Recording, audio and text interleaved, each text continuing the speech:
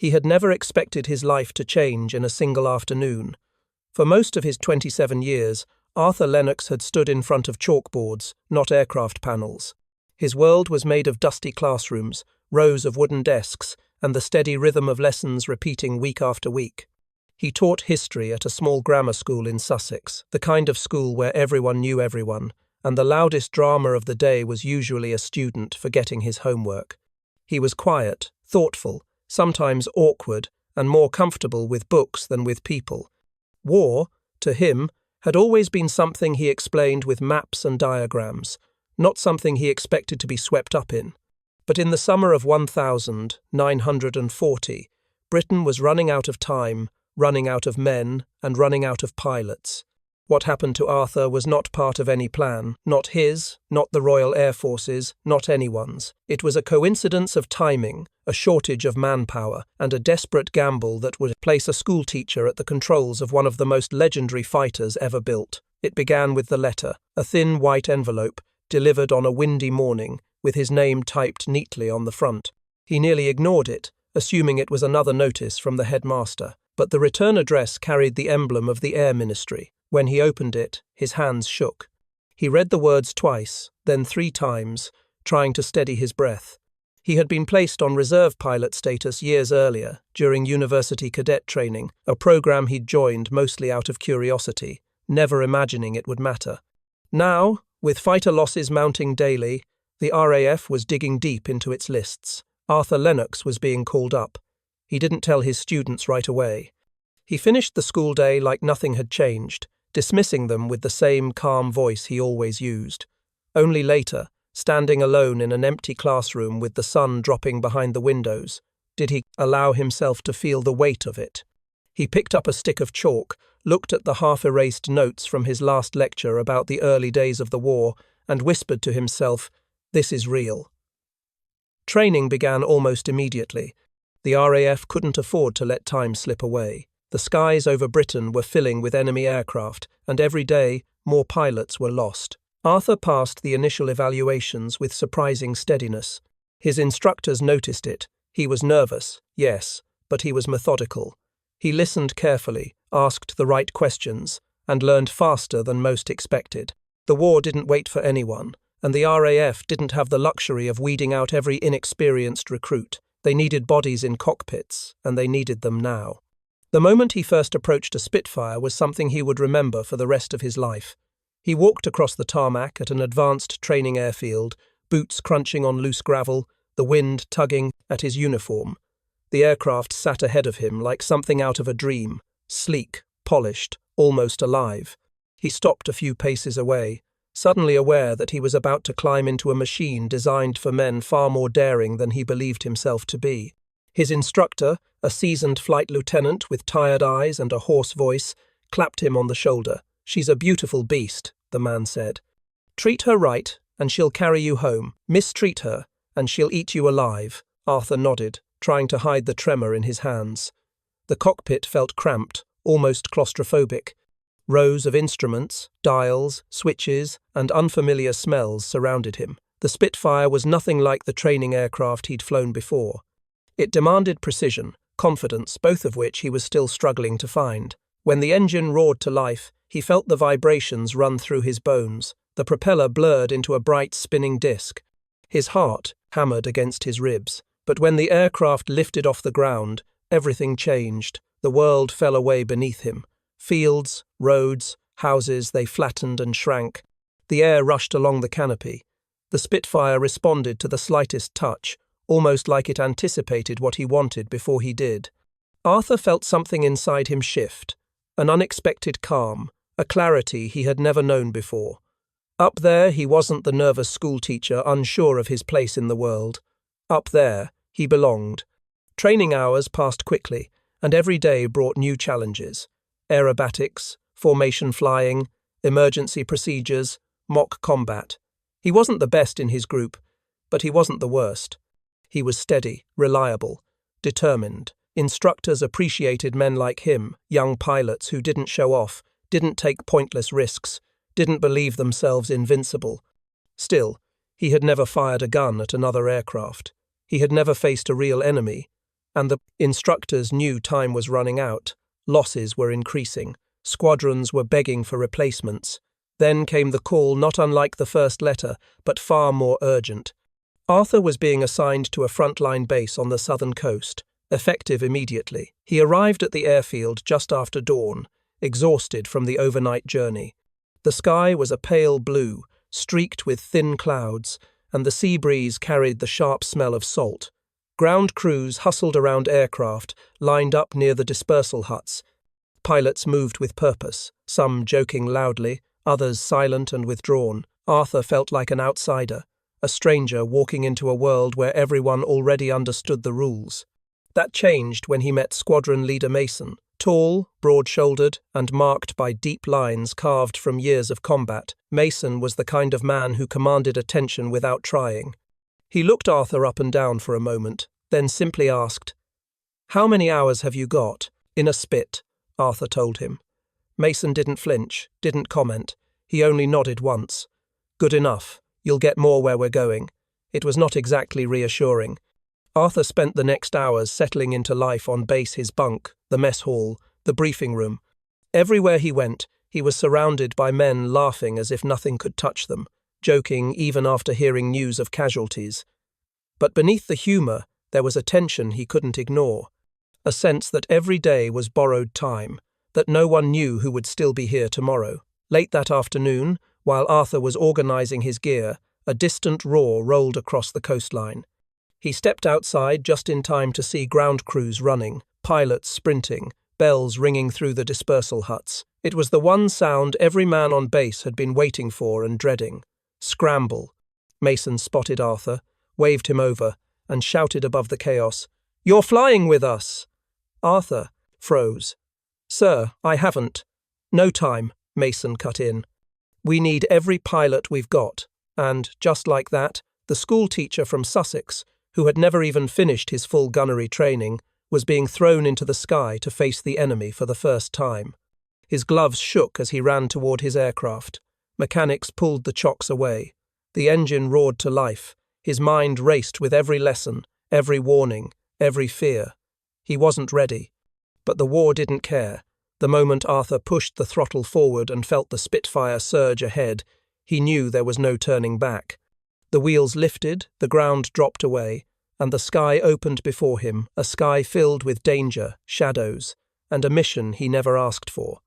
A schoolteacher was now a combat pilot, and as the squadron climbed into the sunlit sky, Arthur had no idea that within minutes he would face a moment that would test every ounce of courage he had. The squadron formed up quickly, sunlight flashing across the wings as they climbed in a tight arc toward the coastline. Arthur struggled to keep his hands steady, struggled to match the movements of the pilots ahead of him. The Spitfire was responsive, light, almost too eager to dart in any direction, and he felt every vibration in his bones. Sweat collected under his goggles. His breath fogged the inside of his mask. He kept reminding himself to focus, breathe, monitor the instruments, stay in formation. But nothing, absolutely nothing, could prepare him for what waited above the channel. The radio crackled, sharp and tense. Mason's voice came through, controlled but urgent. "All right, boys, we've got incoming. Stay tight." Arthur swallowed hard. Then he saw them. At first, they were just distant specks, shimmering in the haze over the water. But as the seconds passed, they grew into unmistakable shapes, dark silhouettes moving in rigid formation, engines thundering in unison. A German bomber group, flanked by fighter escorts. There were more of them than Arthur had ever imagined seeing at once. An entire moving wall of machines, pushing toward the British coast. The veteran pilots didn't hesitate. They had seen this countless times before. Mason gave the order with absolute calm.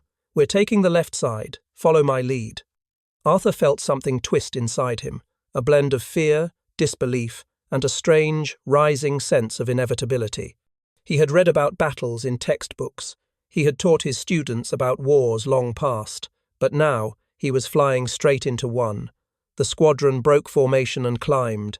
The sun flashed off their wings.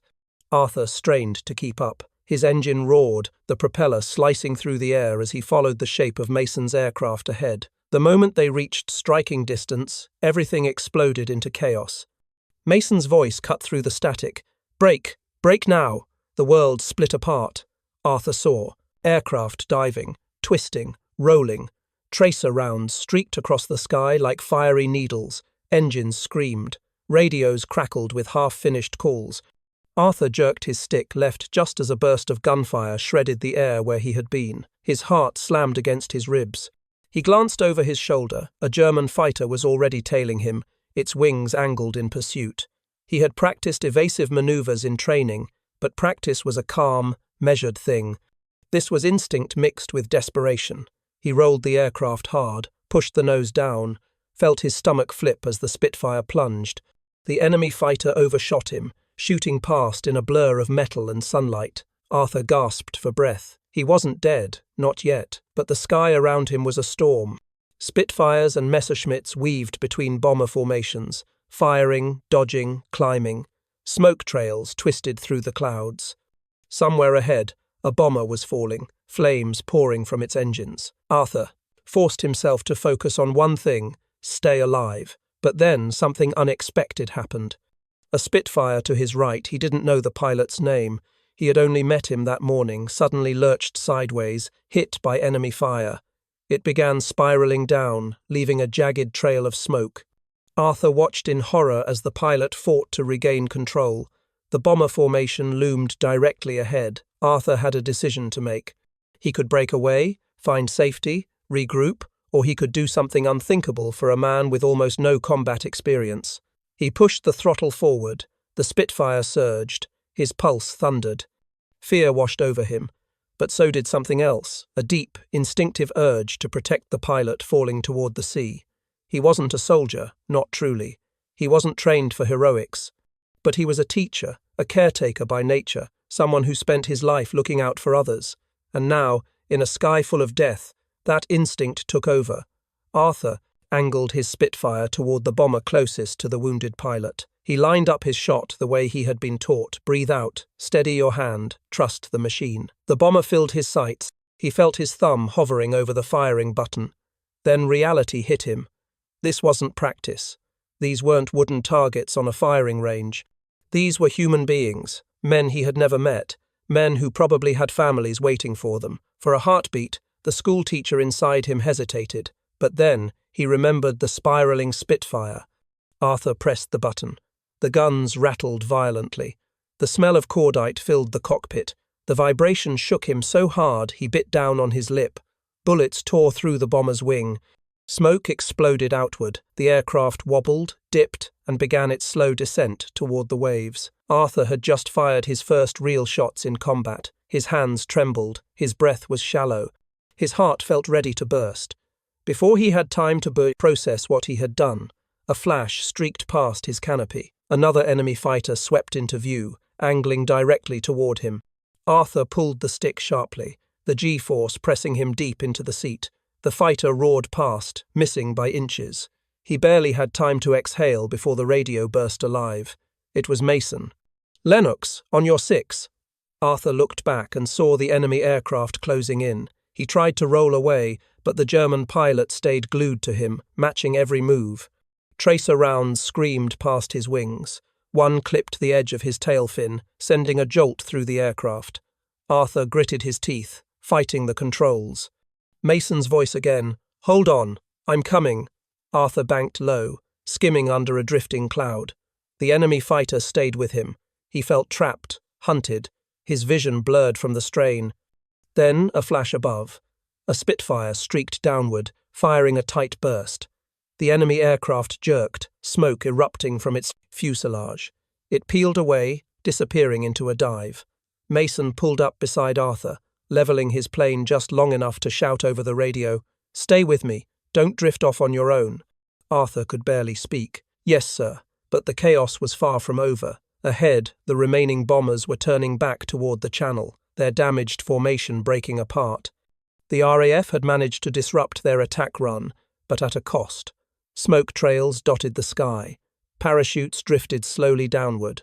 A few Spitfires limped toward the coast, engines coughing. Arthur realized something, then something every pilot eventually learned. Survival in the sky wasn't about being fearless. It was about being afraid, and flying anyway. The squadron regrouped with difficulty, circling over the water.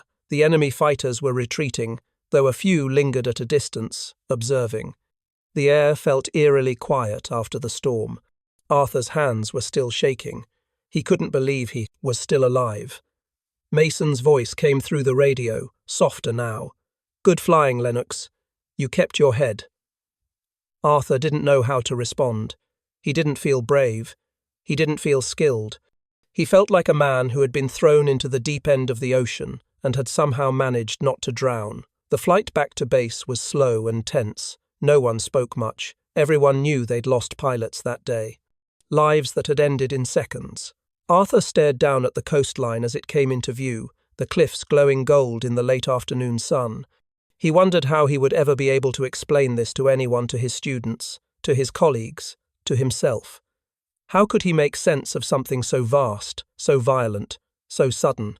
But he didn't have time to ponder, because when the squadron touched down, rolling across the grass runway, the ground crews flagged them into position with urgent gestures. Something felt wrong. Something felt off. And before Arthur even shut down his engine, Mason jogged over to his aircraft, face tight with concern. "Lennox," he said, "don't unstrap yet. We need to talk." Arthur blinked in confusion. "Sir, did I do something wrong?" Mason shook his head. "No, but you need to hear this." The squadron leader leaned closer, lowering his voice. "Intelligence wants to see you. Something happened during that fight. Something you don't know about." Arthur's pulse quickened. "What do you mean?" Mason took a breath. "It's about that bomber you hit. There's more to it than you realized."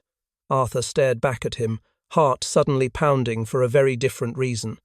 Something had happened up there, something he didn't understand. And whatever it was about to change his life all over again. Arthur followed Mason across the tarmac, boots thudding against the ground, the warm evening light stretching their shadows across the grass. Mechanics shouted to one another. Smoke drifted from the far end of the field where a damaged Spitfire had been brought in, and the constant, low rumble of engines echoed from hangars. But none of that felt real to him. His mind was still stuck in the sky, in the chaos, in the sound of his guns firing for the first time. He didn't know what intelligence wanted with him. He didn't know what he had done. He barely remembered the moments after firing at the bomber, just flashes of smoke, frantic maneuvers, Mason's warnings, and the terrifying sight of an enemy fighter glued to his tail. Everything had blurred into a storm of fear and instinct. Now, with every step he took across the airfield, one thought kept repeating in his head. What did I do? Mason led him toward a small building near the operations hut. Two men in dark uniforms waited outside, their hands behind their backs, their expressions unreadable. When they saw Arthur approaching, they exchanged a quick glance. One stepped forward. "Pilot officer." "Arthur Lennox?" Arthur nodded, trying to steady his breathing. "You're coming with us." Inside, the air felt cooler, stiller, almost heavy. Papers lay scattered across a large wooden table beneath a map of the channel, marked with coloured pins. A kettle hissed quietly on a stove in the corner, but no one moved to pour tea. The senior officer in the room, a man with thin eyebrows and a sharp face, motioned for Arthur to sit. "I understand this was your first operational mission," he said. Arthur nodded. "Yes, sir. You engaged a bomber during the intercept?" "Yes, sir. One of our pilots was hit." I reacted. The officer held up a hand. "Relax.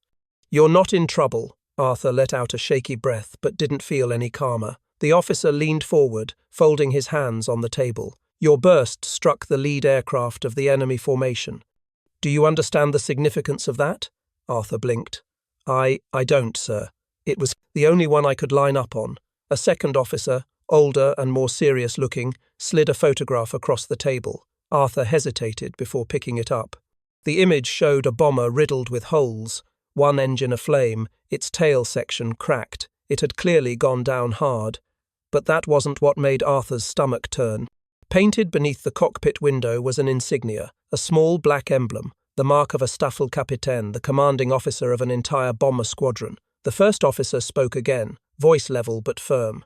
"The aircraft you hit was the squadron leader. Intelligence has been tracking him for months. His unit was responsible for multiple attacks along the coast, taking him out disrupted the entire bomber formation. You prevented them from reaching their target. Arthur stared at the photograph, feeling the weight of it settle into his chest. I didn't know, he whispered. No one expected you to, the officer replied, but that one burst, that split-second decision, changed the outcome of this engagement, and it saved lives, a great many lives. Arthur's throat tightened. He wasn't sure if he felt pride or disbelief. Sir, he said quietly, I was just trying to help the pilot who went down. That instinct, the officer said, is exactly why you were effective. You acted with clarity of purpose, not bravado. That's rare in new pilots. Arthur lowered the photograph, staring at the table. He couldn't reconcile the man he was this morning, a frightened teacher thrust into a cockpit, with the man these officers were describing. He felt like two different people occupying the same body. The officer stood. You'll be recommended for commendation. Nothing public yet, the war's still young, and we avoid unnecessary attention. But your squadron leader will inform you of the details. Mason stepped forward and placed a hand on Arthur's shoulder. Let's get you back outside, he said softly. You've had a long day. They left the building, stepping again into the sinking light of early evening. The air smelled of oil and grass and smoke. It felt almost peaceful, despite everything. Arthur walked beside Mason in silence for a time. Finally, he asked, Sir, do you really think I deserve all that praise? I've barely got any experience. Mason let out a breath, not quite a sigh, but close. Let me tell you something, Lennox. Every man who's fought in the sky has had a first mission. Most don't talk about them because they remember how terrified they were. You survived yours. More than that, you made a difference. You didn't freeze. You didn't run. You stepped in when it mattered. Arthur looked down at his boots. But it still feels unreal. It always will, Mason replied. If it ever feels normal, that's when you start making mistakes. The two men reached the dispersal hut, where a handful of pilots sat on crates and folding chairs, nursing tin mugs of lukewarm tea. Conversation lowered slightly as Arthur approached. A few nodded at him nods of respect, not pity. One even lifted his mug in silent acknowledgement. Arthur felt his face warm with embarrassment and gratitude. Mason lowered his voice. Get some rest. Debriefs in the morning. Arthur nodded and stepped away, heading toward the barracks. The sky was turning orange and red, the last rays of sunlight catching on the edges of the clouds. He paused for a moment, watching them drift across the horizon. He thought of his classroom, his students, the quiet rhythm of the life he had left behind. He wondered whether any of them would ever hear what happened today, whether anyone would ever know what a schoolteacher did when he was thrown into the sky without warning. He wondered if he would ever fully understand it himself. That night, Arthur lay awake in his narrow bunk, the hum of distant engines blending with the soft murmur of voices outside. He closed his eyes and felt the Spitfire again, the vibrations, the roar, the sudden weightlessness of climbing into combat, the fear, the adrenaline. The moment he pulled the trigger, he kept seeing the bomber falling. He kept hearing Mason's voice calling out to him. He kept reliving the split-second decision that changed everything. But there was one more thought, quiet but persistent. If the day had gone differently, if the enemy fighter on his tail had aimed a little better, if the smoke from his damaged Spitfire had grown thicker, he wouldn't be here at all. Sleep came slowly, in broken pieces.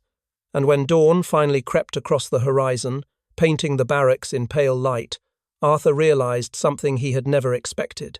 He wasn't the same man who received the letter from the Air Ministry. He wasn't just a teacher anymore. He was a pilot who had survived his first mission, a pilot who had made a mark in the sky, even if only for a moment. And as the engines outside sputtered to life, and the squadron prepared for another day of uncertainty, Arthur Lennox rose from his bunk, inhaled deeply, and stepped into the morning air, knowing he would fly again. Not because he was fearless, but because, in the most unexpected moment of his life, he had discovered a courage he never believed he possessed. And the war, relentless and unforgiving, would soon demand it once more.